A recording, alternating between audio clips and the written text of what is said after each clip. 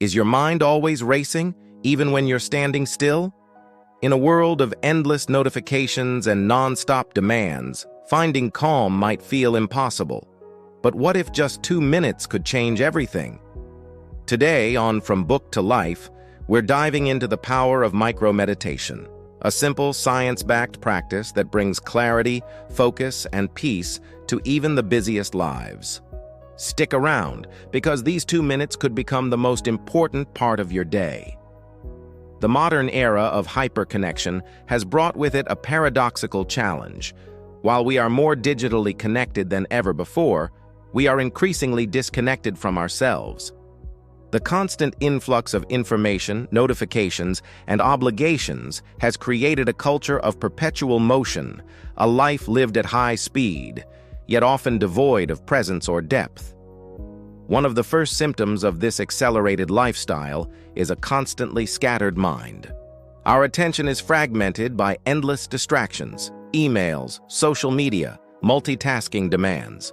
This mental fragmentation erodes our ability to concentrate and reflect, leaving us trapped in surface-level thinking. When the mind is perpetually pulled in multiple directions, we lose the ability to truly engage with the present moment, whether in work, conversation, or even relaxation. Closely tied to this is chronic stress. Unlike acute stress, which can be a temporary response to specific events, chronic stress lingers in the background, becoming a constant companion. This type of stress is often internalized, a result of relentless expectations, overscheduling, and the fear of falling behind. It slowly wears down our nervous system, contributing to anxiety, insomnia, and even physical illness. Another insidious consequence is the lack of focus. We mistake activity for productivity, checking off tasks while missing the big picture. This lack of clarity leads to inefficiencies and a diminished sense of accomplishment. It becomes difficult to prioritize what truly matters, and as a result, our days feel busy but unfulfilling. The autopilot sensation is perhaps one of the most emotionally distressing outcomes of the hyperconnected life. We go through routines, waking up, working, eating, scrolling, sleeping, without genuine awareness. Life begins to feel like a blur, as though we're spectators of our own existence. This disconnection from intentional living robs us of joy and meaning. Lastly, mental exhaustion is the body's and mind's final alarm. It's not just tiredness, but a deeper depletion, a signal that we've overextended our cognitive and emotional capacities. This burnout impacts our creativity, empathy, and motivation, often leaving us numb or indifferent to things that once brought pleasure or purpose. Insightfully, the underlying issue here is not simply the speed of modern life, but our relationship with it. The solution does not necessarily lie in abandoning technology or commitments, but in learning to pause, to reclaim stillness within motion. Practices like micro-meditation, mindfulness, and digital boundaries are not luxuries. They are essential survival tools in this era. In my opinion, the most powerful shift we can make is choosing intentionality, being deliberate with our time, our attention, and our presence. When we learn to slow down internally, even if the world keeps spinning fast around us, we gain back control. And from that grounded place, we can begin to live not just efficiently, but meaningfully. The practice of micro-meditation, particularly through the 1 minute of total presence technique, represents a powerful antidote to the overstimulation and fragmentation of modern life. In a world where every second is monetized or distracted, reclaiming even a single minute for conscious awareness can feel revolutionary. This technique is not about escaping life, it's about returning to it fully. The brilliance of this method lies in its accessibility. You don't need a quiet room, incense, or an hour of free time. You simply need presence. The suggestion to practice it in strategic moments, between meetings while waiting for a ride or standing in a supermarket line, is transformative. It shifts these wasted fragments of the day into sacred windows of reconnection. It turns passive waiting into active being. The My 2-Minute Protocol is deceptively simple, yet profoundly effective. It begins with conscious breathing, a foundational element in all mindfulness practices. The specific rhythm, inhaling for 4 counts, holding for 2, and exhaling for 6, subtly activates the parasympathetic nervous system. This isn't just relaxing, it's regulating. It brings the body out of fight or flight and into rest and digest. That alone, practiced daily, could change how we respond to stress. Next, the Bjarberd body scan. Phase brings awareness back into the body, a crucial reconnection in a society that lives from the neck up. This scan is not just a relaxation tool, it's a dialogue with the body. Noticing tension in the shoulders or tightness in the chest gives us insight into how our lives are manifesting physically. It restores a sense of embodiment, of being home in ourselves. The final step, sensory anchoring, is subtle but profound. In focusing on ambient sounds, temperature, and textures, we shift attention from the conceptual mind to direct experience. This is where mindfulness becomes tactile. By paying attention to the softness of clothing, the coolness of air, or the murmur of distant sounds, we enter the present moment rather than thinking about it. Insightfully, this entire practice trains us to live more deliberately.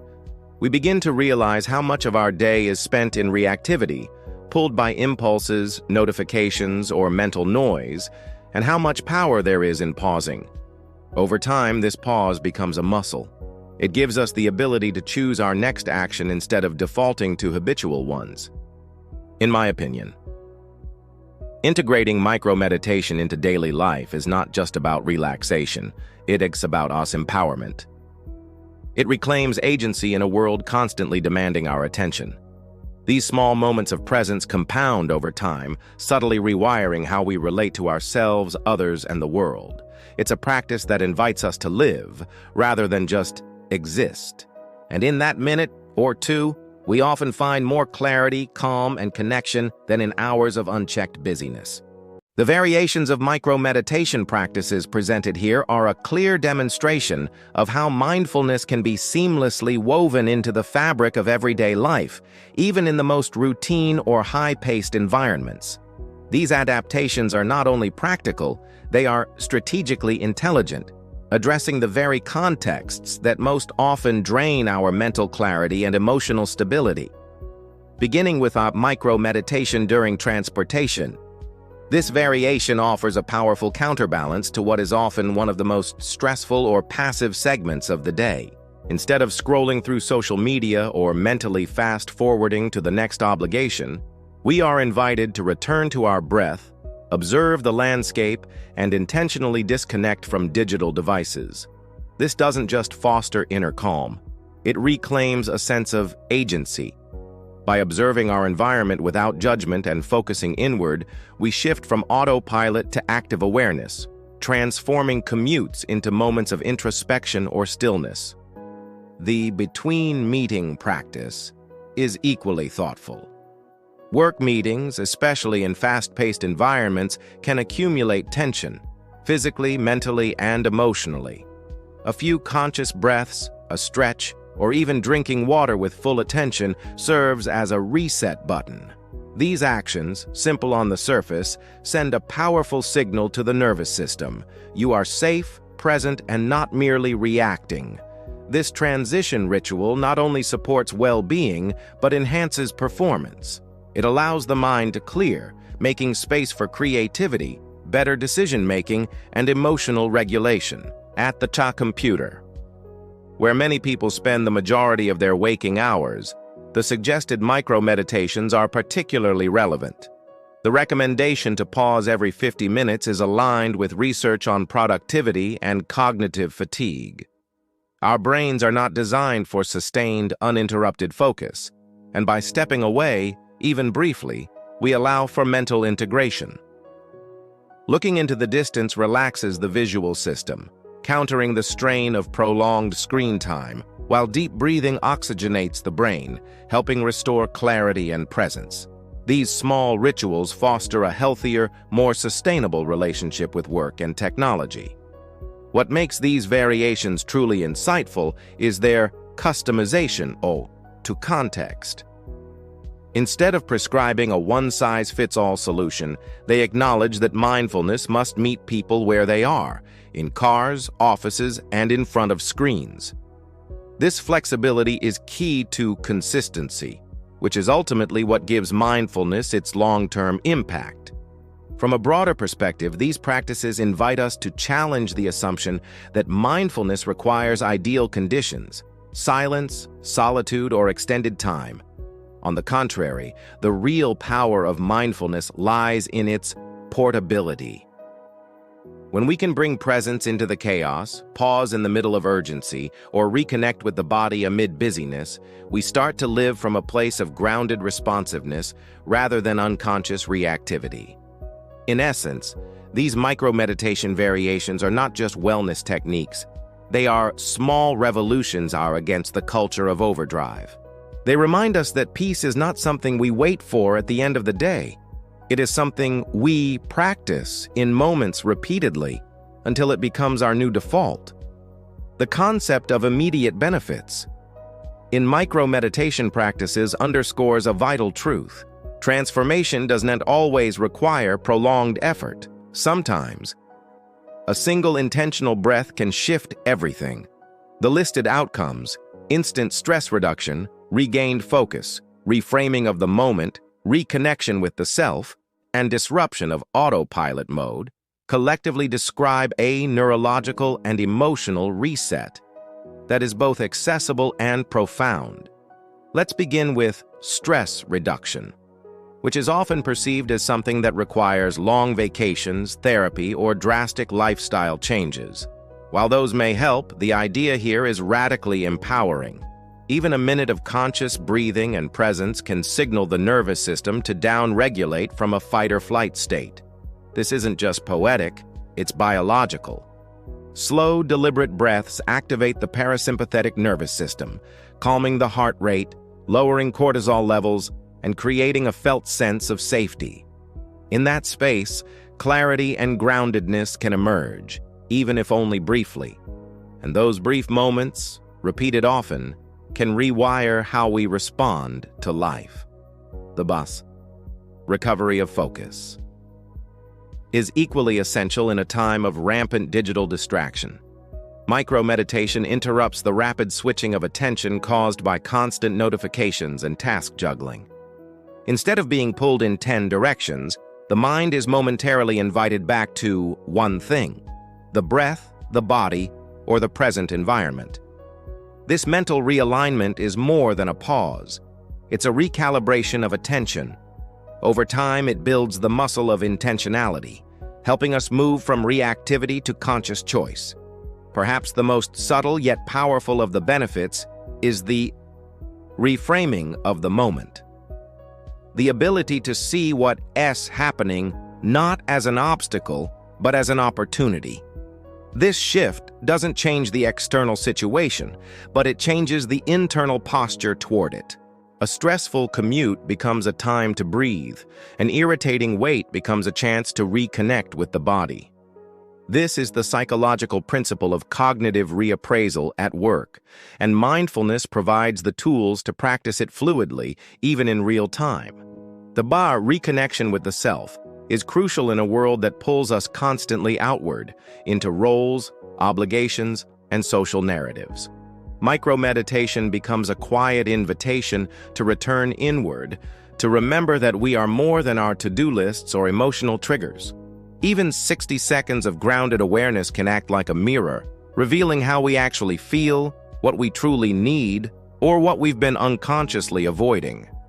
This reconnection fosters emotional literacy and self-trust, both essential for personal well-being and relational health. Finally, the disruption of autopilot mode cannot be overstated. Much of modern life is lived by default rather than by design. We wake, scroll, react, perform, often without ever asking why. Micro-meditation is not just a technique. It's a rebellion against this unconscious momentum. It's a reminder that we always have a choice to pause, to breathe, and to respond instead of react. In conclusion, the immediate benefits of micro-meditation are not minor side effects. They are doorways into a more awake and empowered way of living. Each small moment of awareness plants the seed for a deeper transformation. And perhaps most importantly, they remind us that peace, clarity, and presence are not distant ideals. They are always just one breath away.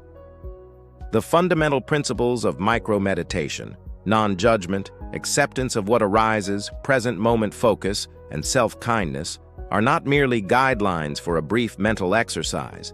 They are core tenets of a radically different way of being in the world. These principles serve as both the foundation and the fuel for true inner transformation, especially within the fast-paced, high-pressure environments in which micro-meditation is most often practiced. Let S begin with Sat non-judgment, perhaps the most challenging and counterintuitive of the four. In daily life, our minds are constantly evaluating good, bad, right, wrong, useful, wasteful. This hyperactive inner critic not only drains energy, but also distorts our perception of ourselves and the world. Micro-meditation asks us, for just a moment, to let go of this habitual filtering, to observe what is happening, whether it is a tightness in the chest or a flurry of thoughts, without labeling it as wrong. This shift can be profound. By suspending judgment, we begin to create space between stimulus and response. That space is where freedom begins. Acceptance of what arises is a natural extension of non-judgment, but it adds an even deeper layer: the willingness to allow our experience to be exactly as it is. Not because it's ideal, but because it already is. This is not passivity, but presence. Accepting discomfort, distraction, or restlessness without resisting or fixing it teaches resilience. It also undermines the constant inner war against what shouldn't be happening. In that peaceful surrender, we find unexpected strength, the strength to stay with life as it is, not as we wish it to be. The principle of present moment focus is the anchor that grounds all micro-meditative practice. In just a few seconds, we are invited to drop out of the abstract, regrets of the past, anxieties of the future, and return to what is concrete: the breath, the body, the environment. The power of the present moment lies in its simplicity. It's the only moment we can actually inhabit. By reclaiming even a sliver of that moment, micro-meditation reintroduces us to a sense of reality that is often lost in multitasking and mental chatter. And from that grounded presence, clarity often emerges. Finally, self-kindness may seem gentle, but it is one of the most transformative and radical attitudes we can adopt. In a culture that often equates productivity with worth, treating ourselves with warmth and patience feels almost rebellious. Micro-meditation, especially in moments of stress or self-doubt, becomes a tool for internal reparenting. Instead of pushing through or numbing out, we pause and offer ourselves compassion, a quiet internal whisper of, "It is okay to be human." This gentleness softens resistance, calms the nervous system, and deepens our capacity to be present not just with ourselves, but with others. Together, these four principles dawn to just enhance the effectiveness of micro-meditation. They shape a philosophy of life. They suggest that healing and growth are not found in control or force, but in presence, acceptance, and care. And perhaps most powerfully, they affirm that transformation does not require escape or retreat, only the courage to meet ourselves fully right here and now. The implementation tips offered for micro-meditation are deceptively simple yet deeply practical. They address not only the how of integrating mindfulness into daily life, but also the often overlooked emotional and psychological hurdles that come with starting any new habit. especially one that asks us to slow down in a world that demands constant acceleration. The first suggestion, setting reminders on your phone, is a subtle but powerful acknowledgement of our current relationship with technology. Rather than treating our devices as distractions to escape from, this approach transforms them into allies in our mindfulness journey. It reframes the smartphone as a tool not just for productivity, but for presence. This is a clever inversion of modern habits, leveraging our digital reflexes for inner benefit. Using mindfulness apps expands on this idea, offering guided support and structured environments where micro-meditation can take root. In a culture where self-discipline is often stretched thin, curated audio cues and gentle prompts can lower the activation energy required to begin. However, the true value of these apps lies not in their features, but in their ability to build routine and familiarity, key components in transforming a concept into a lifestyle. Starting with just 30 seconds is perhaps the most psychologically insightful tip. It acknowledges a crucial truth. The hardest part of any mindfulness practice is starting. By reducing the barrier to entry to its smallest possible form, this recommendation defeats the inner resistance that often says, "I don't have time." 30 seconds is accessible. It invites experimentation rather than commitment. And once the practice begins, those few seconds often expand naturally, not out of obligation, but from a genuine desire for more peace. The emphasis on consistency over intensity is a critical mindset shift. Too often, people approach mindfulness as something they need to master or do perfectly. This performance-driven mentality is ironically the very opposite of what mindfulness intends to cultivate. Encouraging consistency sends a more compassionate message that showing up regularly, even imperfectly, is far more transformative than chasing a flawless practice.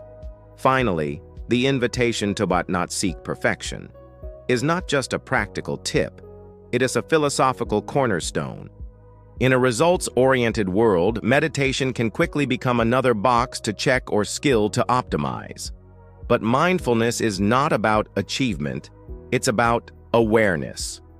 This principle reminds us that the moments we feel most distracted or bad at meditating are often the most fruitful, because they reveal our internal patterns and invite us into a deeper understanding of ourselves. Taken together, these tips are not simply instructions, they are mindset correctives. They remind us that mindfulness is not a destination, but a relationship, one that begins with small steps, continues with compassion, and deepens through practice, not perfection. Delado, final mantra. 2 minutes of presence can transform hours of restlessness. Carries a profound and countercultural truth. In an age where transformation is often linked to long-term commitments, dramatic routines, or elaborate life overhauls, this statement challenges the prevailing narrative. It suggests that change is not a future goal, but an immediate possibility, that peace, clarity, and grounding are not distant aspirations, but available right now, within the span of 2 intentional minutes.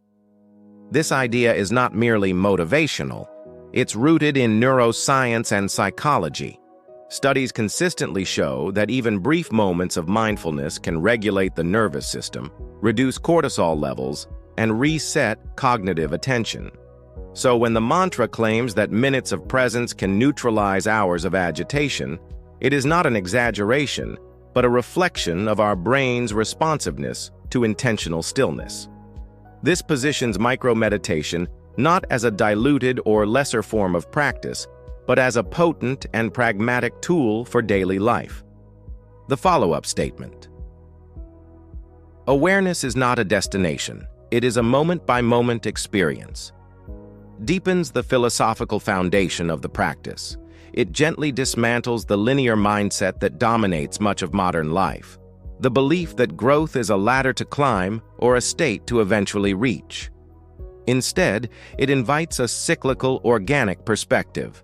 Awareness is always now. It is not achieved and kept. It is entered and re-entered. This reframing is essential for anyone who has ever felt like they are failing at mindfulness or waiting to feel ready to begin.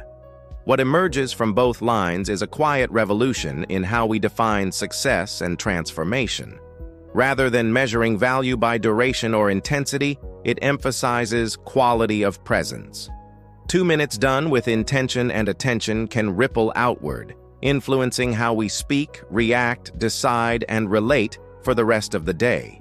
And by reminding us that consciousness is accessed moment to moment, the mantra breaks the illusion of control and perfection, and instead champions fluidity, humility, and compassion. In essence, this closing thought is a bastille, just a summary. It is a call to reimagine our relationship with time, stress, and self-awareness. It tells us that the most profound change often comes not from doing more, but from being more fully in less. And that is both radical and deeply liberating. The reflection. You don't need to change your whole life. Just the next moment. Is a deceptively simple yet profoundly liberating perspective. It reframes the overwhelming idea of transformation by breaking it down into its most manageable, actionable unit, a single moment. This line cuts through the paralysis that often accompanies personal change, especially in a world obsessed with overnight success, total reinvention, and dramatic lifestyle shifts. At its core, this statement invites us to adopt a micro-shift mindset. The understanding that meaningful change doesn't have to start with a radical overhaul.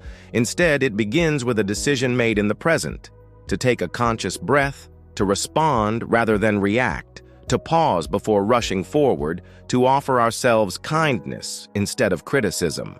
The next moment becomes both the canvas and the catalyst for transformation. This insight is especially powerful when seen through the lens of mindfulness and behavioral psychology.